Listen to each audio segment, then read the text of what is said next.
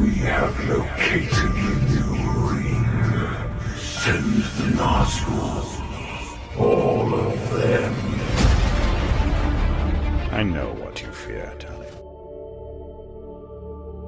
The Hobbit là bộ phim thứ hai nói về thế giới trung địa sau thành công của Chúa tể những chiếc nhẫn, cũng kể về một cuộc hành trình phiêu lưu của một nhân vật cũng quen thuộc không kém, đó là Bilbo Baggins, bác của Frodo. Trong khi Chúa tể của những chiếc nhẫn, đoàn hộ nhẫn với 9 thành viên thì chúng ta đều biết rõ về thân thế của mỗi thành viên, họ tới từ đâu và đại diện cho điều gì.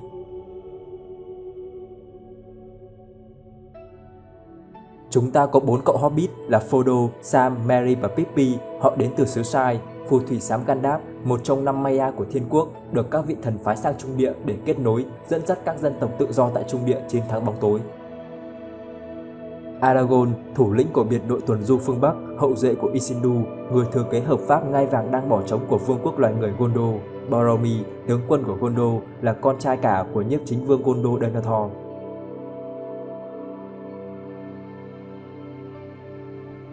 Gimli là hoàng tử của vương quốc người lùn Erebor, dòng dõi Durin, và cuối cùng là Legolas, hoàng tử vương quốc đất rừng, con trai của Thorin, là một tiên rừng của Trung Địa.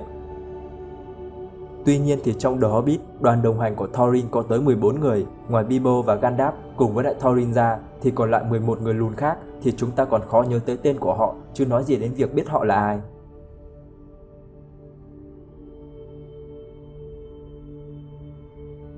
Tuy rằng nhà làm phim đã cố gắng tạo hình 11 người lùn này có những nét riêng nhất định để chúng ta dễ dàng phân biệt được họ, nhưng lại không cho họ một câu chuyện về thân thế, khiến họ bị phai mờ, việc nhận ra họ là ai cũng khá là khó.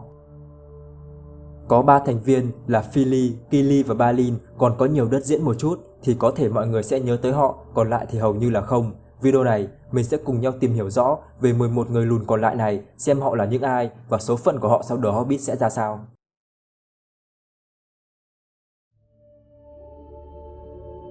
Ngoài Bilbo là tên trộm do Gandalf tự thêm vào và pháp sư xám Gandalf ra thì còn lại đa số người lùn trong đoàn đều thuộc dòng dõi hoàng gia của người lùn Durin, gia tộc đứng đầu trong 7 gia tộc của người lùn tại Trung Địa. Do biến cố về sự tấn công của dòng Smaug năm xưa khiến vương quốc Erebor của họ bị thất thủ, buộc người lùn Durin một lần nữa phải từ bỏ ngôi nhà của mình tới một nơi khác để cư trú.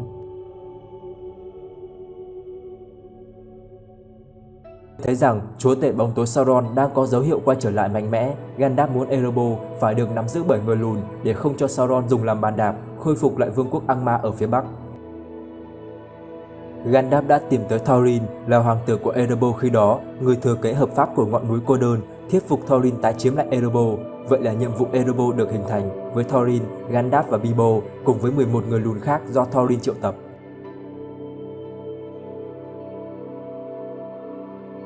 Cùng tới với những thành viên quen thuộc trước, đó là hai anh em Fili và Kili. Đây là hai người cháu ruột của Thorin, người thừa kế hợp pháp tiếp theo của ngai vàng Erebor ngay sau Thorin. Mình cũng đã từng nói về các thành viên của gia đình Thorin trong video nói về ông rồi, mọi người có thể kích vào link trên góc màn hình để xem lại về Thorin nhé.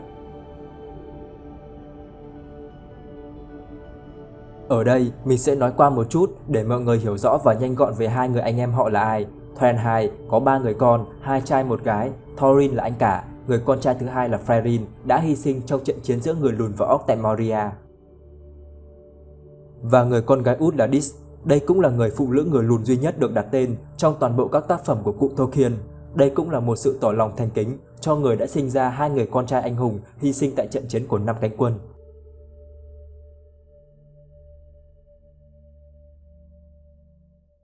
Bà là người đã sinh ra Kili và Fili. Trong đoàn đồng hành của Thorin thì Fili và Kili cũng là hai thanh niên trẻ tuổi nhất, với Fili là 82 tuổi và Kili là 77 tuổi. Buồn cho Gimli khi đó, 62 tuổi, vẫn được cho là quá trẻ để tham gia nhiệm vụ này.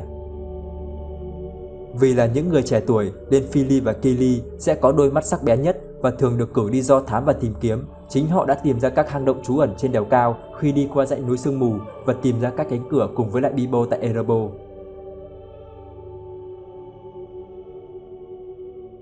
Trong hành trình, hai anh em họ mang trong mình mỗi người một cái thuổng để tìm kiếm thức ăn, cũng như hỗ trợ việc xây dựng các rào chắn và bẫy. Trong nguyên tác, không có đề cập tới việc Kili mang theo cung, đây là do đạo diễn thêm vào. Trong trận chiến của 5 cánh quân, cả Philly và Kili đều đã hy sinh khi cố gắng bảo vệ Thorin lúc này đang bị trọng thương trên chiến trường. Sau đó, Philly và Kili được chôn cất danh dự trong hầm mộ của Erebor bên cạnh Thorin.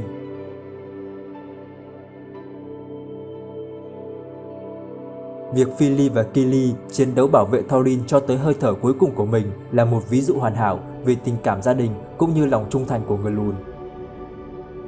Việc Tolkien quyết định cho hai anh em họ ra đi trong trận chiến này có thể là do liên quan tới người thừa kế ngai vàng tại Erebor khi lúc này đang có thêm sự xuất hiện của Dan Hai chân sắt, em họ của Thorin.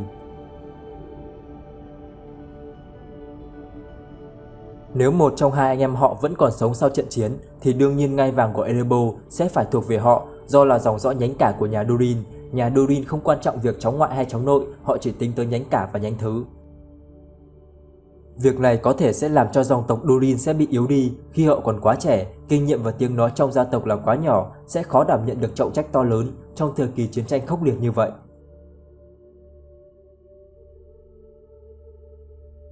Mặt khác thì khi này có một nhân vật khác có thể đảm nhận được trọng trách to lớn đó chính là Dan Hai của dãy đồi sắt, khi ông đã là một chiến binh can trường đã từng giết chết Ajok tại trận chiến của người lùn và orc năm xưa tại Moria. Có bề dày về kinh nghiệm cai trị, khi đã có thời gian lãnh đạo tại dãy đồi sắt, có sẵn một đội quân quy chuẩn không kém các chủng loài khác, ông sẽ xứng đáng đảm nhận trọng trách trấn giữ Erebor được tốt hơn.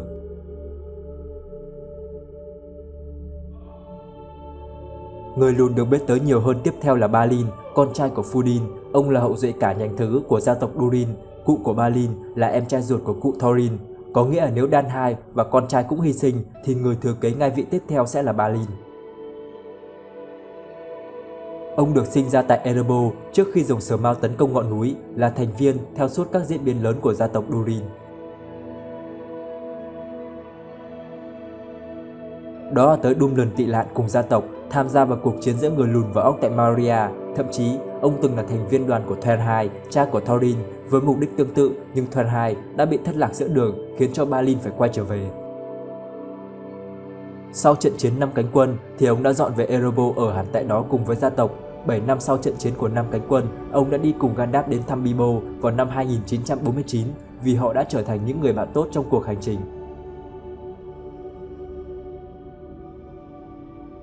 Tới năm 2989, Balin đã dẫn một đoàn người lùn tới Moria trong nỗ lực giành lại vương quốc cổ của người lùn. Tại đó, ông đã tìm ra chiếc diều Durin và chiếc mũ Mithril, bảo vật gia truyền của gia tộc Durin. Do vậy, ông đã tự xưng mình là chúa tể của Moria, nhưng không lâu sau đó thì đoàn của ông đã chạm trán với lũ orc tại Moria và bị giết tại đó. Balin khi này cũng đã 231 tuổi.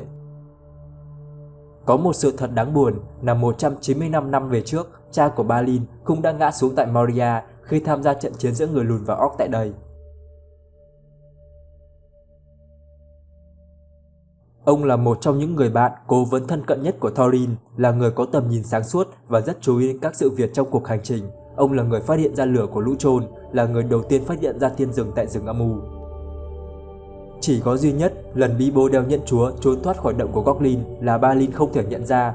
Ông rất tôn trọng Bilbo, là người lùn duy nhất tình nguyện đi cùng với lại Bilbo xuống lối đi bí mật đến căn phòng của rồng Smaug. Balin là một người khôn ngoan nhưng cũng khá là đa nghi. Tuy nhiên, ông vẫn là một người tốt bụng, dũng cảm, là một chiến binh xuất sắc của người lùn. Ông có những mối quan hệ vững chắc với những người lùn khác.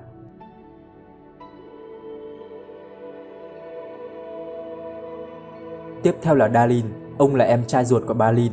Tuy nhiên thì ông lại được sinh ra sau khi rồng Smaug đã tàn phá Erebor. Khi cuộc chiến giữa người lùn và orc diễn ra tại Moria thì ông mới chỉ có 27 tuổi. Sau đó, ông theo anh trai mình tới dãy núi xanh định cư và ông cũng tham gia vào đoàn đồng hành của Thorin Hai trong nỗ lực tái chiếm lại Erebor, nhưng phải quay về khi mà Thorin mất tích đầy bí ẩn.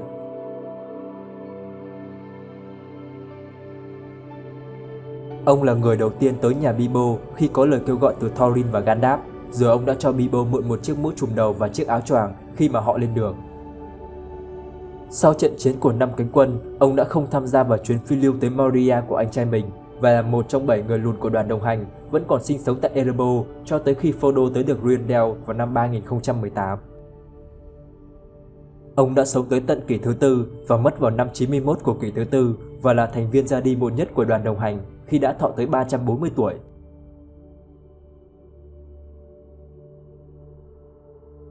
Tiếp đến là Oin, ông là bác ruột của Gimli. Balin, Dalin cùng với Thorin sẽ là anh họ của ông. Ông sinh ra vào năm 2774, 4 năm sau khi dòng Smaug đã chiếm được ngọn núi cô đơn. Oin đã tham gia vào trận chiến giữa người lùn và orc tại Moria cùng với Thorin. Tới khi tham gia vào đoàn đồng hành, ông là một trong những người lùn đã cá rằng Bilbo sẽ đi cùng họ tới Erebor.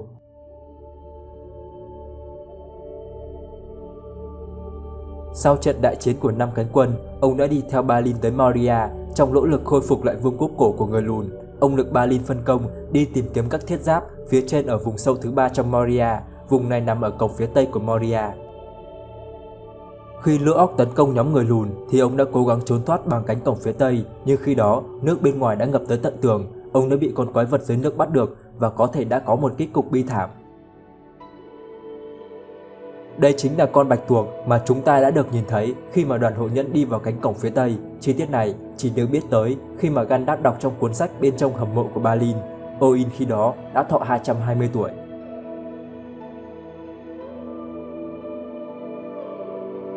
Glóin là em trai ruột của Oin, ông chính là cha của Gimli. Chi tiết này cũng đã được bộ phim The Hobbit đề cập khi mà Legolas bắt được đoàn đồng hành. Khi khám xét Glóin đã hỏi tấm ảnh mà ông mang là ai, ông đã nói đó là Gimli, con trai ông. Ông sinh ra vào năm 2783, 13 năm sau khi dòng Smaug chiếm được Erebor. Ông cũng tham gia vào trận chiến giữa người lùn và orc cùng với gia đình mình, mặc dù các đóng góp sẽ là nhỏ vì khi đó ông mới chỉ có 16 tuổi, một độ tuổi quá nhỏ đối với một người lùn.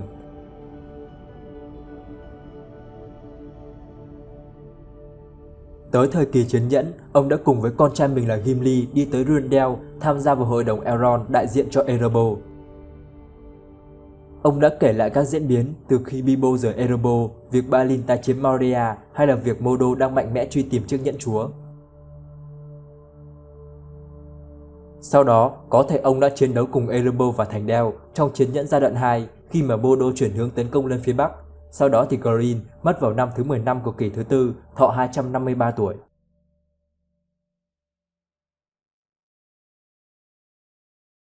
Dori và Nori là hai anh em ruột, hai người họ không có nhiều thông tin ban đầu về nguồn gốc, chỉ biết rằng trước đó hai người họ cùng sống ở dãy núi xanh dưới sự lãnh đạo của Thorin và là những người họ hàng xa của Thorin.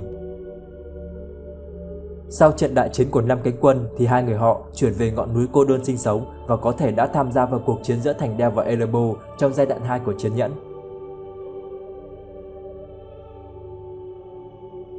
Ori là em họ của Donri và Nori, thuộc vào những người họ hàng xa của Thorin. Ông cũng đã sống tại dãy núi xanh cho tới khi Thorin triệu tập vào đoàn đồng hành. Ông là một trong số ít người lùn đã đi theo Balin tới Moria vào năm 2989. Sau khi Balin hy sinh, Ori và những người khác chỉ sống đủ lâu để chôn cất Balin một cách đàng hoàng trong một ngôi mộ đá trước khi mà lũ orc ập tới. Ông chính là bộ xương đã ôm cuốn sách trong hầm mộ Balin khi mà đoàn hộ nhân đi vào Moria. Gandalf đã lấy cuốn sách và đọc được những ghi chú với những hơi thở cuối cùng của Ori tại Moria.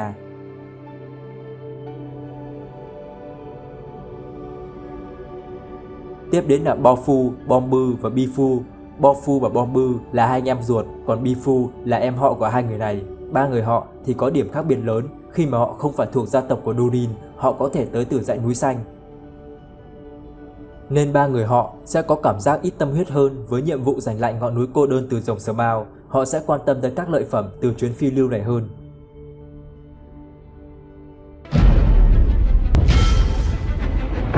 In the fires of Mount Doom, a ranger and a wraith, bound together in death, crafted the one thing that could shine. Nếu các bạn thấy video này hay và hữu ích thì hãy nhớ nhấn like và đăng ký kênh ủng hộ mình để mình có động lực hoàn thiện các video sau thật là tốt hơn. Và đừng quên ấn thông báo để không bỏ lỡ các video tiếp theo. Tham gia group Chối Nhẫn trên Facebook để cùng trao đổi, chia sẻ về thế giới của Chối Nhẫn. Xin chào.